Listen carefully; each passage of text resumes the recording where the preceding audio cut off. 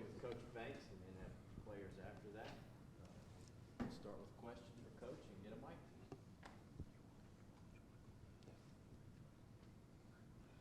Start with Wes and then go to Adam.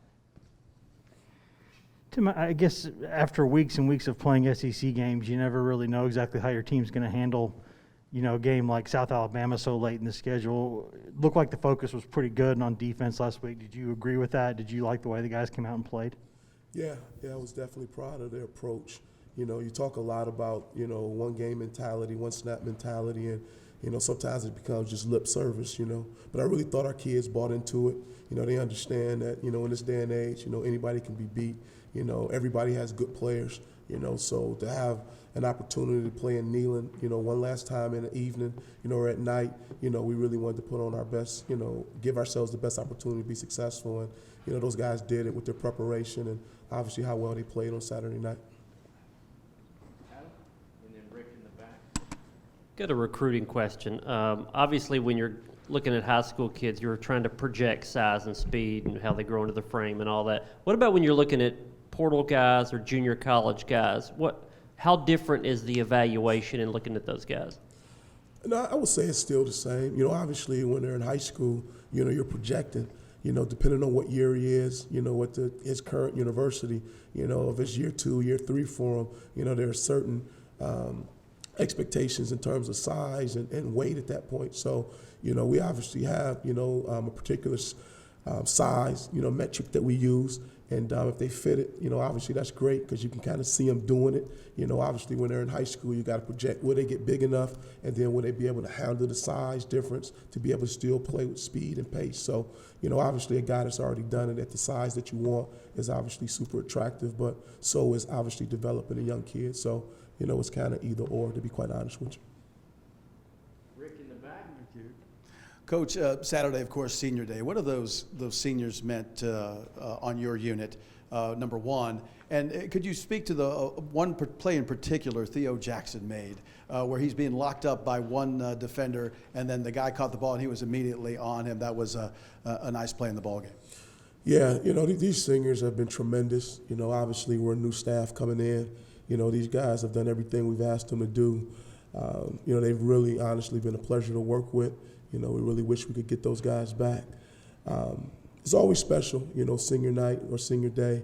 As we tell those guys, football is unique. You're not playing no pickup tackle football. For a lot of some of these guys, this will be the last time they play. Obviously if they're blessed and fortunate enough, they'll, play some more years. But, you only get one senior night, in college, and this thing goes by fast. So, we're going to enjoy it, and, we're going to do everything we can to send those guys out a winner. As it relates to Theo and the play he made, it's just Theo being Theo. He's worked really hard all year, and, he's obviously had a tremendous season for us. But, he showed a lot of grit, a lot of determination, obviously, be able to strain and get off the block. One guy's blocking him and still being able to make that tackle. So I wish I could tell you I was surprised, but that's what he does in practice all the time as well. So he'll be missed as well. Tim, on deep balls, what technique do you teach your corners to play? I mean, do you want them to turn their head, or do you want them to kind of watch the receiver and try to rake it out of there? And is there a significant difference between the two? Yeah, everybody's a little bit different. I guess I can give you in layman's terms, obviously if we feel like we're in phase, we have the receiver under control, we want to get our eyes back and be able to play the football.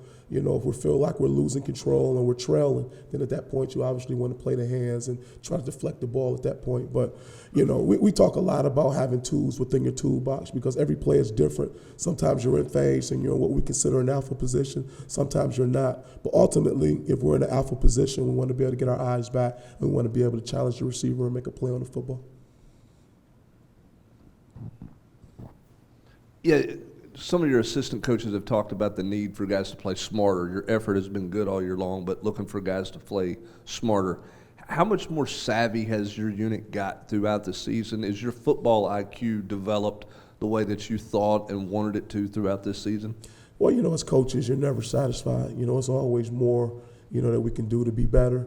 But I think if you're just comparing where we started and where we're at, it's like a 10,000 miles ahead of, where we were in the spring and obviously even the fall. So, Am I happy? No, but I understand that these kids have worked extremely hard to put themselves in a position to be the best versions of themselves, and I know it's not lack of effort. I don't think it's a lack of detail in terms of their studying. I just think the more you do it, the better they'll become, and they've done that. But we still obviously got work to be done. Patrick and Eric. Coach, you kind of talked about Theo a little bit, talking about that play, saying that was Theo being Theo. Coming into the season, he didn't really have a lot of tackles for loss, pass breakups. He has a bunch of those this year. Well, what's allowed him to sort of blossom as a playmaker? And is it just the positions he's in that star spot, or is it something he's done to kind of increase those numbers for himself? Yeah, honestly, I didn't study these guys last year. I made a conscious effort to, just evaluate them based on what we saw, during practice and our daily meetings. And, all I can tell you, we did the best we could to put him in the positions that we felt would give him a chance to be successful. And all he's done is answer the bell, So he may have a better answer for you, if his preparation was different, if his mindset was different. But, the Theo that we inherited was a guy that was very much attention to detail, who was very much invested in his teammates and making sure he's bringing it each and every day. And that's why, to me, you saw him play at the level that he's played at all season. I know you got a lot of players that kind of fall into this category, but from a leadership perspective, a buy-in perspective, maybe the offseason and as well as this fall, what's Alontae Taylor kind of meant for your group? Tay's been great. Tay will probably be like the president of the United States at some point. He's just that type of guy. He's very sharp. He's very charismatic. Once again, no different than all the singers. I felt like there was, tremendous amount of buy-in. They were just hungry. To obviously have some success. And, Tay was right at the front, beating the drum. And, if we work hard, coach, do you think we have a chance to be successful? And, once you tell them that, the rest was up to those guys. And they worked their tails off. And like I said, Tay was a big part of that in terms of being up front and, really preaching our gospel. Vince and Rick. Tim, after Alontae Taylor, can you talk about the development of some of those other corners, Warren, and then some of those other guys that maybe don't get as much playing time? Yeah, Warren's coming along. Obviously, it's plays that, he knows he could play better. But I think ultimately, he's had a solid season. I feel like his best football is probably still ahead of him, as he continues to get stronger. But, from a skill set perspective, he's quick, he can run, he's long. We don't play a lot of guys, at this point, where we are. We think that, obviously in the future, you like to be able to create some more depth there. Obviously losing Alontae will be something that, could obviously, impact, some decisions we make in terms of recruiting. But that's an area, to be quite honest with you, we want to continue to build some depth and continue to develop some more guys. Coach, Thanksgiving's coming up on Thursday. What are you thankful for this holiday season? Yeah, that's a tremendous question. I'm thankful just, with my family, obviously, first and foremost. I get an opportunity to see those guys, this weekend. And then my football family, my players. These players have been awesome. Our football staff. We spend more time, with our players and with the staff than we do with our actual families. So, I tell young coaches this all the time. I'm at a point in my career, I just want to be with good people. Life is short. Your football career is even shorter. So I want to spend it with people I genuinely enjoy coming to work with.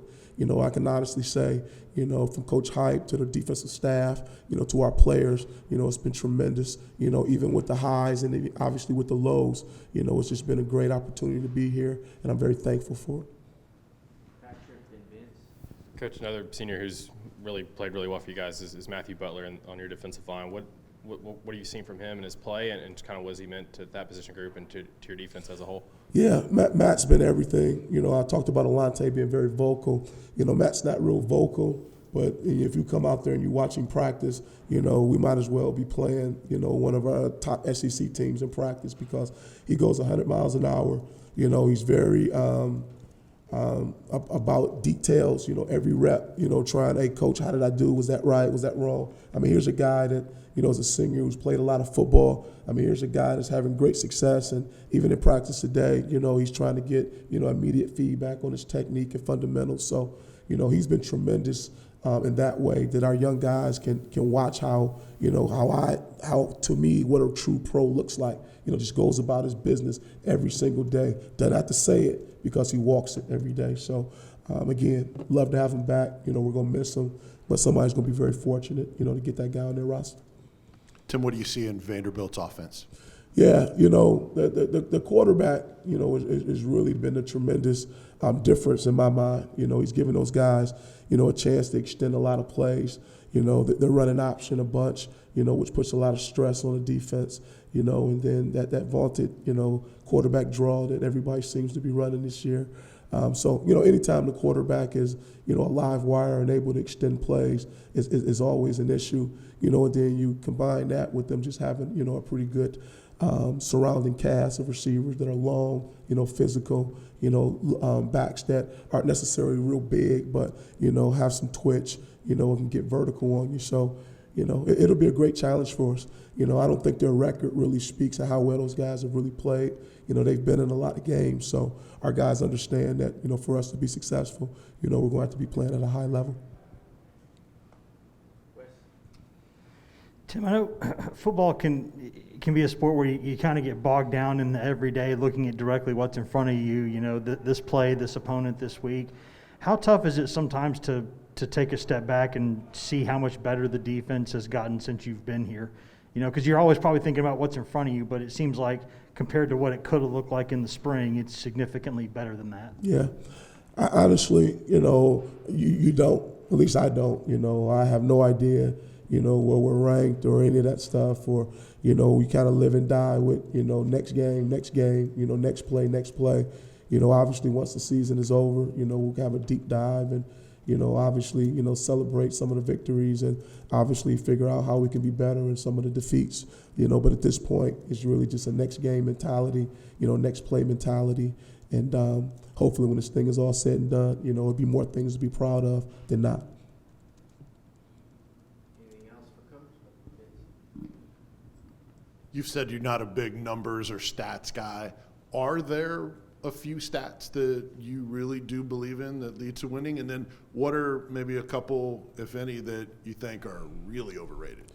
Well, you already answered it, to be honest. The biggest stat I look at, did we win or lose? That's and I know that sounds corny, but, that's the truth. I've been involved in games where, we've given up a ton of yards and, we've still won. And I've been a part of games where, statistically you shut them down and you still lost. So, when I was younger, everything was because it was perception. They must be playing well if they're only giving this up. It's a lot of things that go into winning and losing, as you guys know.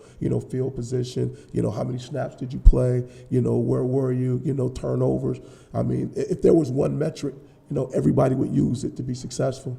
But if I'm being honest, probably the biggest one that we talk about is explosive plays and, being able to minimize them, because you feel like the more explosive plays you give up, the more opportunities those guys have to be successful, and then vice versa. The more you can limit the explosive plays, our odds of winning, go through the roof. So if it's one metric that we talk about, that's probably the one. But to be honest with you, our thing is, what does it take to win? And that's based on snap to snap, game to game. At the end of the day, when we look up at that scoreboard, it's our job to make sure, the offense has one more point than they have, whatever that is, whether it's 3-0 or 3-0. Thank you, Coach. All right. Thank you, guys. Happy holidays if I don't see you.